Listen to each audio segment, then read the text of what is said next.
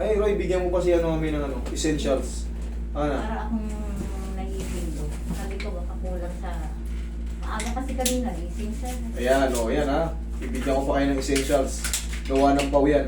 Ito yung pagka bumabiyahe kayo, nahihilo kayo, masakit yung ulo nyo. Yan, essentials. May hinimatay, yan din yun. Oh. Very po yan. Yan sa inyo na yan, nandito sa inyo. Thank you po. Yan, para sa mga nahihilo. Pag yung mga hinimatay na, yan. Apo. Eh, subukan nyo eh, ganun, ganun. Sir, ano sa'yo problema? Yung sa may shoulder ko. Sige.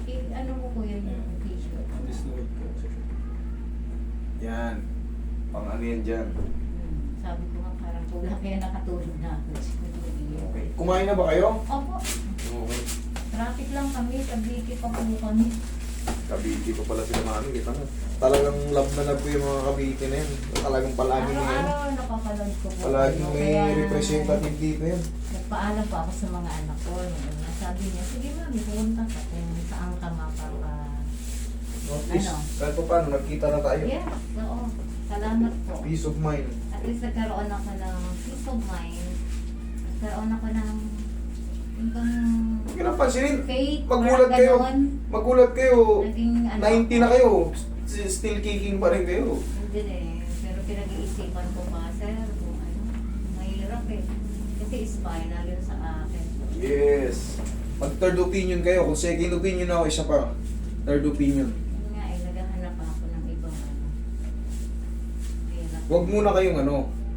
Huwag niyo muna. Katulad ng ginawa niyo sa akin, huwag muna kayong magkwento. Na yung mga na- sinabi. Hayaan niyo muna yung opinion niya. Hindi pa. Yan. Kasi ano pa, ni-refer pa ako sa pulmo. Pulmonary. Oo. Kasi parang may ano po yata ako sa... Yung mga spinal nerve kasi, makakaramdam kayo. Pag may compression kayo dyan, talaga makukompress din sila eh.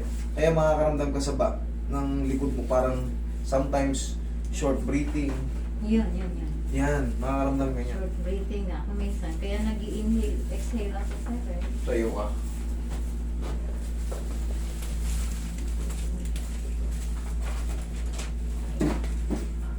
Okay, hindi ka patagilid. Tagalin mo muna yung sticker. Yan, hindi ka Ano yung patagilid. ano mo? Ano yung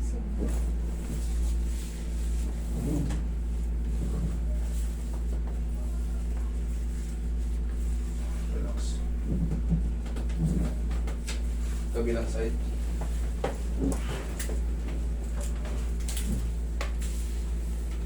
Sugar dito konti. Ito, ganito kasi yung treatment dito eh. Pag ginanyan kita, Yun nga po. dire-diretso na yun sa inyo. Hindi na babalik yung daba. Diba ano po yan? Kung compression lang yan, ganituhin kita. Pero kung ano na talaga. Collapse. Pero sa inyo, kita nakakabilib kayo. Nakakalakad kayo. Kinakaya. Carry pa yung ano. Yung iba talaga. L4, L5, compression lang. Hindi makalakad, nangingintig yung mga paa.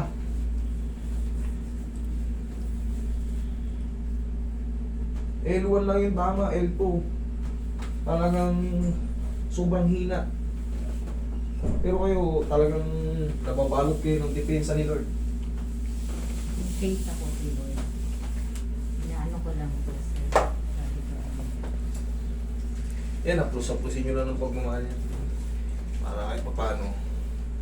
Kunting inat lang, oh, ganyan. Yes. Para yung mga muscle pain, hindi na makadagdag. Lagyan mo lang. Okay.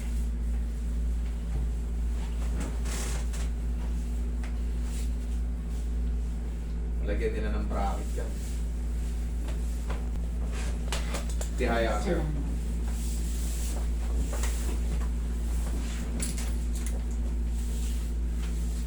Sa short breathing naman, pag Taas mo, nagkakaroon kayo ng gano'n, angat nyo na yung kaliwa nyo. Angat nyo yung kaliwang kamay nyo. Tapos huminga kayong malalim. Walang sasabit dyan. Tandaan nyo para hindi kayo magkaroon ng ano, Dalawa kamay sa panic likod. attack pag naghihirapan kayo huminga. Mag-applause na kayo ng Dalawa. pau. Apo. Tapos, sabayin nyo na rin ang pray. Hanggang malalim, walang sasabit dyan. Kita nyo? Oh, wala. Yan. Tandaan nyo, left ang iyaangat. Yan na. Oh, inhale. Exhale. Oh, okay. Saka ka lang.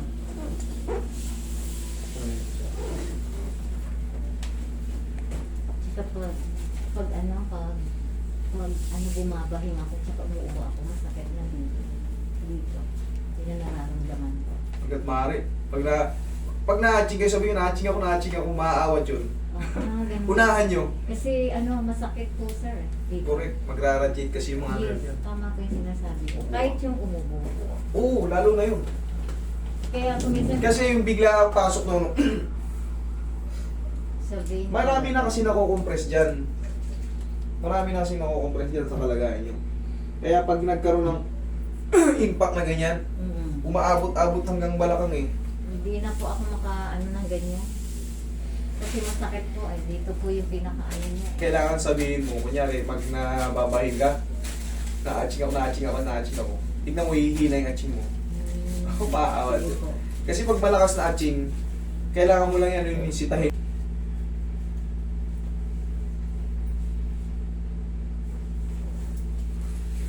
Ano yung mga nanay na natin? Nanay tatay, hindi sila natutumba noon. Pero dumarating ang panahon talaga. Humihina lang talaga ang katawan. Kasi nga dahil nga sa nasisira yung mga pyesa natin. Opo.